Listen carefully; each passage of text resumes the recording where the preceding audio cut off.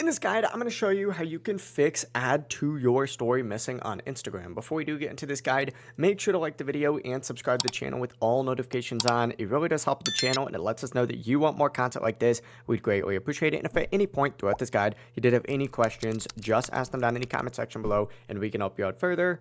I'm going to be doing my best to reply to every single comment down there, but begin by opening up the Instagram app and tapping on your profile icon in the bottom right corner. From here, select the three lines up in the top right corner to open up your settings menu. Once you're on your settings menu, you need to scroll down to how others can interact with you. So keep scrolling down until you see that. And then from here, you need to find the sharing option. So find sharing and reuse, open it up. You need to make sure that the sharing options are turned on. Once you have these settings enabled, like story shares, for example, and stories to stories set to everyone, people will be able to share your post or stories again. That's the full process right here. If you guys had any questions, ask them down in the comment section below or ask me on Instagram. Make sure to drop me a follow on there as well. And of course, make sure to like the video and subscribe to the channel with all notifications on. It really does help us out and it lets us know that you want more content like this. We'd greatly appreciate it. Have a great rest of your day though. Peace.